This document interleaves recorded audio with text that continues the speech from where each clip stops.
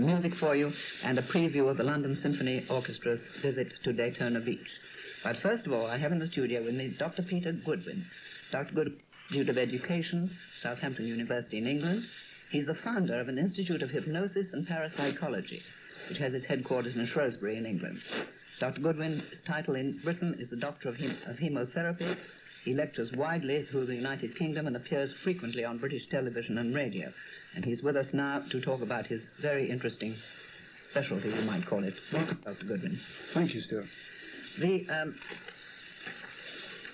What is the, so to speak, connection between parapsychology, hypnosis, and extrasensory perception, which is also mentioned? Yes. Where does one... Well, parapsychology is really the science of extrasensory perception, and the connection between hypnosis and extrasensory perception is that many people, when they are hypnotized, turn on the ESP ability. The hypnotherapy is in fact the treatment of illness, disease or injury. That is more the medical side of it, whereas hypnosis is something that's quite devoid from medicine as a subject. And the connection between ESP and hypnosis is that people often, when hypnotized, can perform and experience extrasensory perception. ESP, to call it, to shorten it, is a thing that people talk about a great deal, and some people have, and some people don't have, to the same degree anyway. What is the explanation of that? Well, this is rather an outdated explanation, Sheila. At Stanford Research University in California, they've now found that everybody has not only IQ, which is the intelligence quotient, which is based on the left-hand side of the brain, everyone has a measurable ESP ability, which is based on the right-hand side of the brain.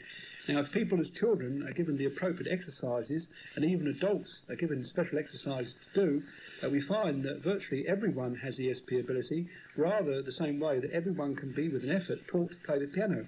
Now, obviously, there are some maestros, some people who are very gifted and can become great pianists. There are also people who can become great exponents of ESP, but we all have this ability, and it appears to be associated with the right-hand side of the brain, whereas intelligence, the function, the computer function of ourselves, is associated with the left-hand side of the brain, and that can be measured as a function of IQ. In a word, it's rather like teaching a child to write. Absolutely. If you didn't put the pen in the child's hand, the child wouldn't naturally pick up the pen. Someone had to teach them how to do it. And people who are literate have great trouble later on in life being taught to read and write. They can still do it. The time to teach them when they were young. And if we taught ESP, the meditational exercises and similar in the schools today, they would have people who all had, to a greater or lesser extent, some ESP ability.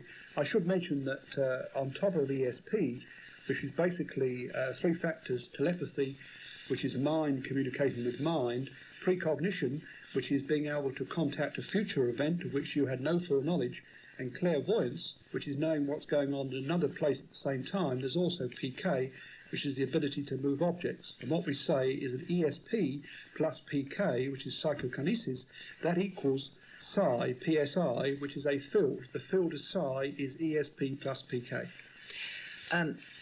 When I was very young, I had a degree, certainly, of ESP and precognition. In other words, things that were tremendously close to me, like the death of my brother, was an instance, I saw happening, either as it was happening, since he was in another country, I don't know. And I have virtually none now. Sure. Why? Because I wasn't taught it when I was young. The reason was three reasons. One, you were never taught it. Two, you didn't really know what it was when you discovered that you had it. You didn't have any intellectual education on it. And three, if you don't use it, it will go away. Rather like an athlete who doesn't exercise will no longer be able to perform the same way his athletic ability. It's something that's got to be exercised. It's something that's got to be trained for, like playing the piano. If you don't play the piano for 5 years, you could well lose the ability to do so. I see. Now, your goal, you're setting up an institute, right? In the USA, that's right, yes. Yes. Your goals, I read this from your bio, stimulating past life recall. Does that mean this life or a previous life? Many people who are hypnotized have a memory or recall of some other time in history where they identify themselves as having been that person. Well, now, as I look at it strictly from the scientific point of view, My own view of it, and this is also the view of the higher physicists in Stanford Research University and also the University of London, is that the world as we see it is rather like a slice through the apple. In other words, the physical world that we experience and the world of consciousness that we're experiencing now in this room is rather like a slice through the apple. In fact, there are other slices through the apple, and these other slices would appear to be the future possibilities of lives and also the past possibility of lives. It's almost as if there's a universal consciousness where past, present and future are all coexisting. And some people can contact specific events belonging to other people's lives, and then, being human beings, they tend to identify that with themselves. But these past lives that people pick up can be so vivid that they're almost schizophrenic personalities, which can be broken up and taken away from a person to the benefit of their psychological health, if you like. I see. Do dreams have anything to do with it? Well, some people, when they are dreaming, can in fact foresee a future event, and some people, when they are dreaming, can recall a past event. They see themselves in another life. They see themselves dressed differently. They see themselves pictured in a historic scene. So this can happen when you are asleep. It can also happen under hypnosis. I think I should point out that the main reason for me being over here, rather than just to re-stimulate or cause the public to recall past lives, the reason I'm over here is to train people professionally to earn a living in this field. Surprisingly, this is one of the few unlicensed professions left in the USA. There was something like $40 million grossed by hypnotists in the United States last year. There was no state control, there was no federal control, and what we're trying to do is to put in controls so that people who are earning themselves $20,000, $40,000 a year are doing it as ethical members of a society or an institute with a code of conduct, standards and ethics. The profession is lacking any codes whatsoever. As it's not federally controlled, as it's not state controlled, there is no code of conduct, standards and ethics unless they are a member of this professional institute. That's a very good thing, because it's one of the easiest forms of charlatanism, isn't it? Really? That's right. That's right. I was once hypnotized, only once in my life, and the only thing I remember about it, though I'm told I did very well, whatever that means, the only thing I remember about it is this extraordinary feeling of well-being, as though the whole world had been taken off my shoulders, and I felt wonderful. Yeah, but the reason for that is that what we've found is that with hypnosis we can change brain chemistry. Now, psychiatry is a subject which I'm particularly opposed to. They explain people's function in the terms of brain chemistry. So people who are depressed have a negative brain chemistry. This is perfectly true. But with hypnosis, you can change a negative brain chemistry into a positive brain chemistry. You can change somebody's moods. And this is done by releasing in their brain chemicals which are a form of hormone called endorphins. And the feeling of well-being you get after you've been hypnotized is because you've almost, in a sense, given yourself an injection of a powerful opiate-type drug, but it's been naturally produced by the brain. In other words, it's giving you a high, but it's a natural high which has no after effects and which can only be beneficial to you. I see. Now, can things that happened in our previous life then affect our present life? Very much so. If you have a picture or a facsimile of a situation in another life which you have identified with, and I'm not saying that you were that person, but if you've picked up that little bit of the universal consciousness and identified with it, it can become like a phobia, it can cause you to have a depression, it can ruin your life. Now, if this can be run out as a traumatic experience so that you are separate from it and no longer the effect of it, it can totally change your life. Now, this was all considered to be really completely and utterly ridiculous until about 10 years ago, but a number of clinical psychologists now regard it as respectable. What they say is that this is a particular type of fantasy. Now, whether it's a fantasy or whether it's reality doesn't matter. Once the person's got rid of it, they are better. So if they have to have the fantasy that they believe that they've lived before in order to get rid of a hang-up in this lifetime, provided they get rid of the hang-up, that's all that matters. So what I'm practicing is a functional discipline, of which I've got my own theories as to the cause, which other people have got their theories. Some of them will believe that they lived before, rather like reincarnation. It doesn't matter what the mechanism is. What matters is, can the person be relieved, can the person be made to feel better as a result of running, quote, a past life experience? And the answer is yes. It's a very successful process. Of course, it doesn't always have any effect on people. For instance, much earlier in my life, I had a series of dreams. I say a series, perhaps 20 or 30 dreams, in which I was the same person. I was a medieval Frenchman. Yeah. I knew the inside of my castle that I lived in, intimately. I never saw the outside. I could see fields with a huge great clump of rocks about 7 or 8 feet high. And I never saw the outside of the house, so much so that it began to affect my dream. I would think in my dream, I must turn round and see this house. And I never did. But the difference between ordinary dreams and this was that I dreamt in color, but also that I could feel. I could run my finger up a velvet tunic and feel the feeling of velvet. Yeah. Now they stopped in the end. They just came to an end. But they didn't affect me at all, except that I wondered why. Well, if I hypnotised you and took you into that dream, almost undoubtedly you would find that associated with it is a very unpleasant experience. The hang-ups that people have are not the memories, but the unpleasant experiences associated with the memories. And all the memories that I've ever run on people under hypnosis have always been associated with a past death, a violent death. And by running the past death, rather like a birth trauma under hypnosis, a person can be relieved from it. And probably the reason you didn't want to go outside the castle was maybe that's where you were killed. So if you were hypnotised, certainly we would start with the scene that you can remember and then take you on, rather like a lucid dream, and almost certainly you'd find something unpleasant outside that castle. Really. That's interesting.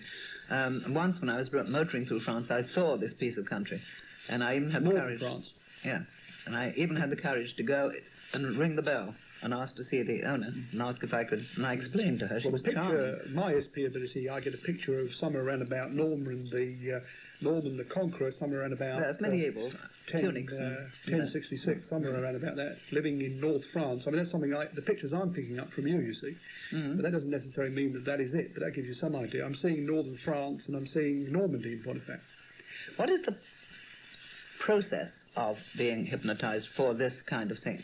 The process is to hypnotise someone, you use a technique. There are 5 techniques.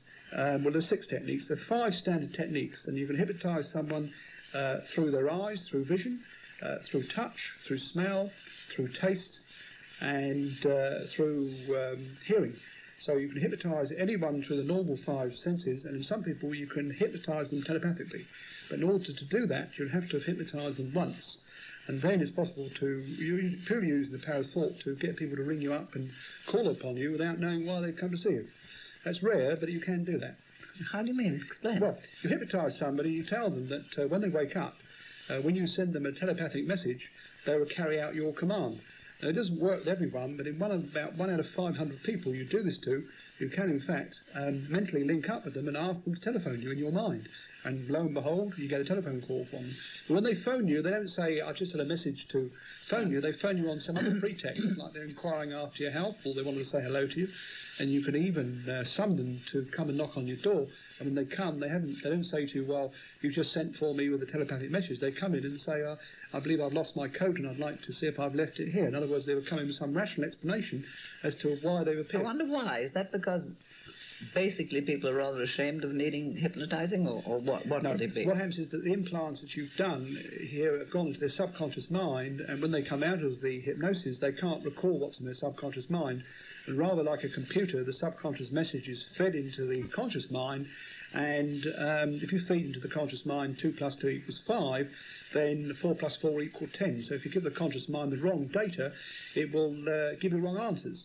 So they've rationalised the implants in their subconscious mind. And the Russians have done a lot of work on this because they believe that if there was a critical situation, say the president had some critical decision to make, which the choice was 50-50 either way, they believe that their psychics could influence that decision by putting enough mental pressure on somebody without their consent to throw the decision one way or the other. Now, this wouldn't happen where the decision was so obvious, but 80%, say, of the administration wanted to vote one way. Well, the president will probably go that way. But these things are, today, big decisions in the world, like in Lebanon and Iraq and Iran, they're very critical. They could go either way, and you could toss a coin to decide what the decision is that you make. Do the Israelis go in with American backing to destroy the PLO, or don't they? Mm. These things you can't say which way they're going to go. But that type of situation can be influenced by ESP and by a large number of people beaming in on a particular number of people who are trying to reach a decision. So you can affect executive decisions which are critical. As you probably know from the history of America, the only reason that the Americans speak English because there was one vote in Congress against the German language. Yes. and 3 against the Hebrew. That's right. So a lot of the great decisions that have been made in the world are always on a knife edge. Does America come into the Second World War? Didn't they? It was touch and go, and eventually they came in. But equally well, they could be kept out. So the Russians use their psychics in tests to see if they can influence game plans where they have people sitting down making critical decisions, and the psychics try and influence one way or the other. And after that meeting, they have a check score sheet to see which way it went. And the people who are making the decision don't know which way the psychics are playing the game until after the game's over. Gracious. With my usual grasshopper mind, to go back to ESP, it seemed what you were saying was that it was a conscious thing of a conscious mind, and yet animals have ESP probably more than humans. Yes, that's perfectly true. Well, animals don't have have highly developed conscious thoughts, so they have no reason to feel guilty about it. Don't forget, 200 years ago, especially in America, a lot of people came from Europe who've been into witchcraft and been into the occult, and they had to keep their movements very much underground for fear of persecution, because you could be, in fact, prosecuted for witchcraft in this country around about 200 years ago.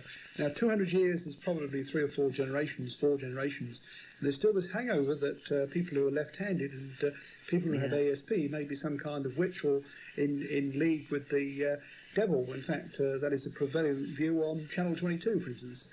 Really? Really? But all these things come from Satan. In fact, these are forces which are neither good nor evil any more than atomic energy. Atomic energy can be used to create rivers and dams and heat our homes. It can also be used to destroy cities. So ESP is a force. It's like electromagnetism or gravity. It's just another force. And how we use it is up to us. It's not evil in itself. Oh, no, it's not. You don't get sick if you use it to play the horses. I can assure you don't get sick. No, I bet you don't. You get rich. Let's talk a little bit about the occult, because you mentioned it just now. I'm never quite sure why it is so difficult for people to believe in what, for want of a better word, we call ghosts. Yeah. After all, we accept scientifically. I mean, have a scientific explanation, not a romantic one. We accept the fact that a sound can be reproduced on the air for hundreds of years. Yeah. Why not a sight or a person? Right. And where in that picture do poltergeists come?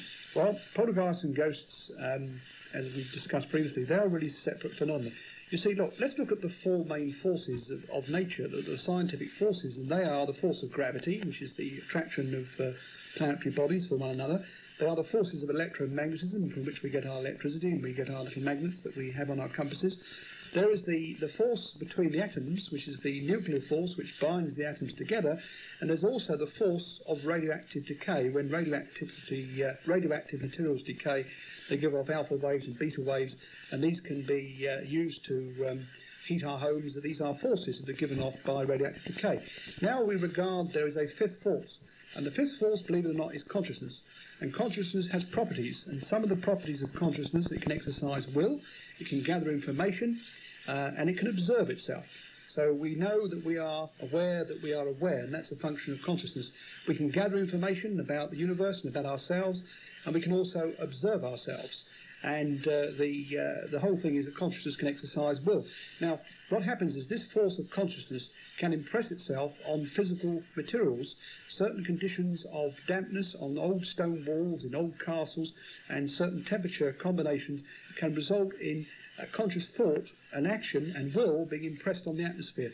And when those temperature changes come about, the whole thing can be replayed like a record. Now that is a ghost. A poltergeist is always associated with a living being.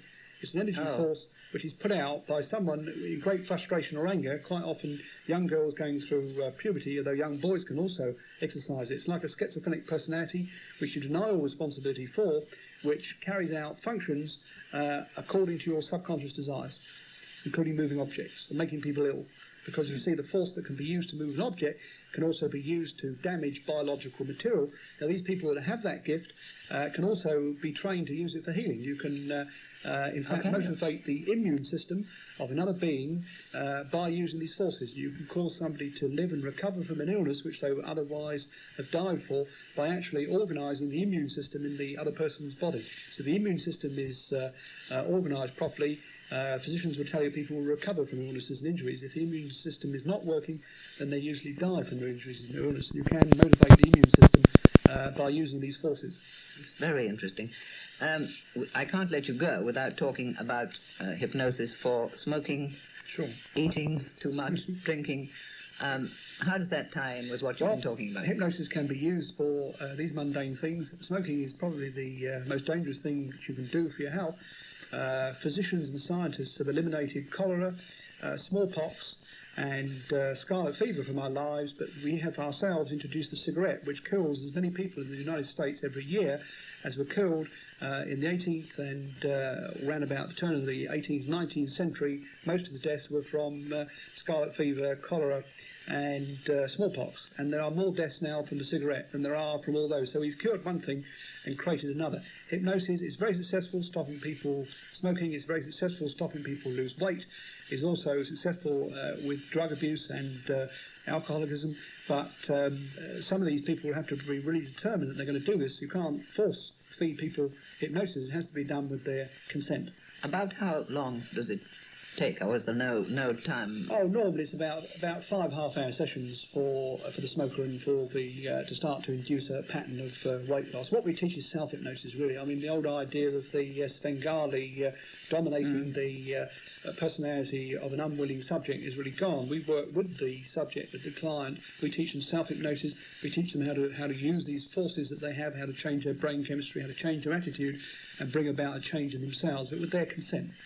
The old idea of doing it without their consent, and that's rather bad news in point of fact. No, that wouldn't be good at all, I wouldn't think. No. Well, I think most people, certainly me, would like to give up smoking very much. Perhaps we'll try it. Well, we might well do that. You told me a terrifying thing just before we came in the studio. You said that certainly smoking and perhaps alcohol were as damaging as, say, cocaine. That's right. Cocaine and marijuana are no better or worse. They're all drugs. They're no better or worse than alcohol or nicotine. They are alternative forms of poison. They are alternative forms of mood changing. The trouble is, though, the only thing is that marijuana, of course, if you drive an automobile under it, this can be very dangerous, but then it's also dangerous to drive an automobile after a certain amount of alcohol. Yeah. All these things are dangerous if you're operating machinery. Viewed socially, and an unbiased view is that there is no difference between cocaine and marijuana than nicotine and alcohol. They are substitutes. They are alternative drugs. One is the young man's drug and the other is the old man's drug. That's the only difference, and there's a generation gap. And in my view, these things should be legalised, taxed for the benefit of the government's control, the quality control, and take the profit out of it and take it away from the underworld.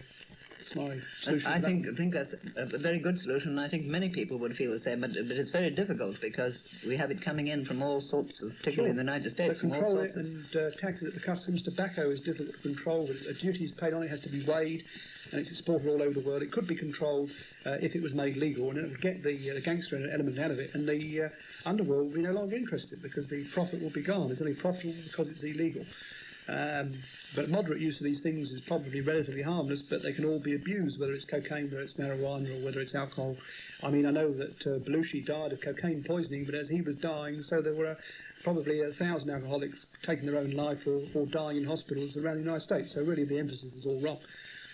I don't use this stuff. I'm against it all. I'm against alcohol, I'm against nicotine, I'm against cocaine, and I'm against marijuana.